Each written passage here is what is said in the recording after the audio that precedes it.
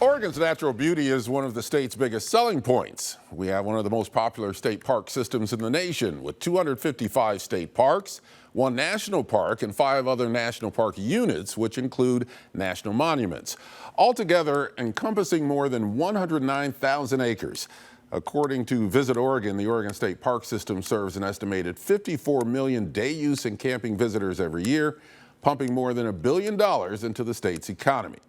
For the past 10 years, Oregon Parks and Recreation Director Lisa Sumption has been at the helm of our park system. She recently received the Distinguished Service Award from the National Association of State Parks Directors, and she's the first woman to serve as director. Lisa Sumption, welcome to Eye on Northwest Politics. Thanks for having me. What a pleasure. Let's talk about a current concern first. One of the biggest concerns at our state parks is wildfires. Where do we stand this year, and what are we doing to mitigate wildfire impact? Oh my goodness, this year has probably been the best year in the last 5. You think back pre-pandemic, it's kind of where my brain goes on anything now, is it before or after? But prior to that, it wasn't a big deal, and anymore it's become just second nature for our folks. So this year was a much easier year than it's been in the past, and we're doing everything we can to mitigate and partner and work with our forestry department and our federal firefighters and our local partners and do everything we can. Cottonwood Canyon is a great example. We had a pretty significant fire there, but none of the structures were lost due to some of those mitigating factors we've been taking in. Starting October 1st, 22 more state parks will require a parking permit, $10 for in-state residents, $12 for out-of-state. Why are you doing that?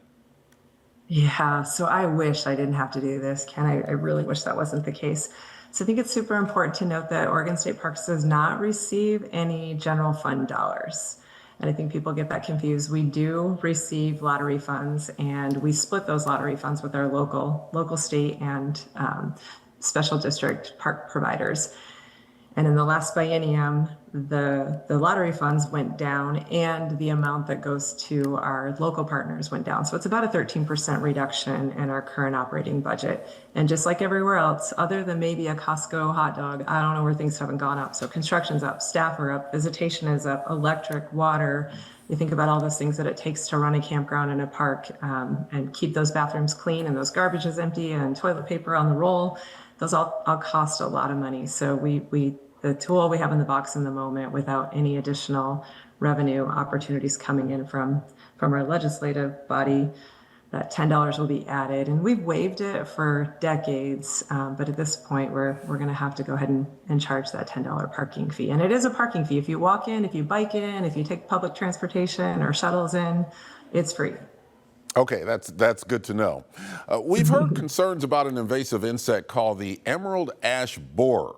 It's been spotted in 5 counties, including the Tri-County area. What's the threat, and have we seen any of them in Oregon State Parks? Oh, thank goodness we've not had any in Oregon State Parks yet, but it's super important to remember those little critters can only travel 10 miles on their own. So super important for Oregon State Parks, campfire wood. So we want to make sure that is being purchased locally or bought locally, and that we're not transporting the opportunity for these guys to get further than they already are, because they're pretty invasive. So yeah, you've got them right there.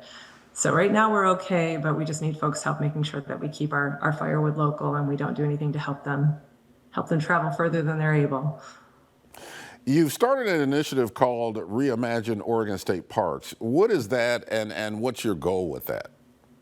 So the reimagining state parks is that conversation. Like, we don't want to keep taking fees up. We want to think about how can we enhance the visitor experience and reimagine what other experiences might be possible. So it would enhance a visitor's experience as well as generate revenue. So that could be things that would extend stay. It could be rentals of kayaks or bikes, or we have a tree climbing and overnight canopy opportunity at Silver Falls right now. It's more trying to figure out how we can partner with some folks to think about some other experiential opportunities out in our state parks.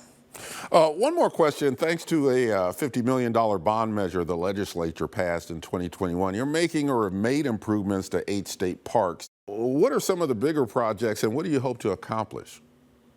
Yeah, so we are so grateful. So this came right at the heels of after having to close down the state park system because if you remember during the pandemic, bars and restaurants were shut down, which turned off our lottery funds, and our parks were shut down, which turned out our other funds. So we had zero revenue coming in.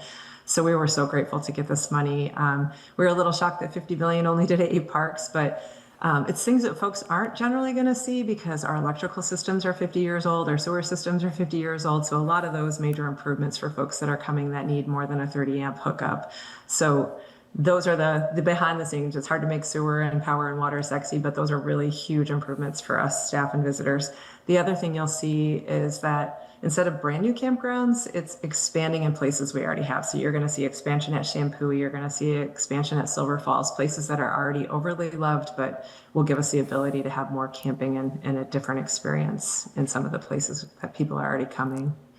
Oregon Parks Director Lisa Sumption, thank you for being on Eye on Northwest Politics, and congratulations on the award. I appreciate it. Thanks for having me, Ken. We'll be right back.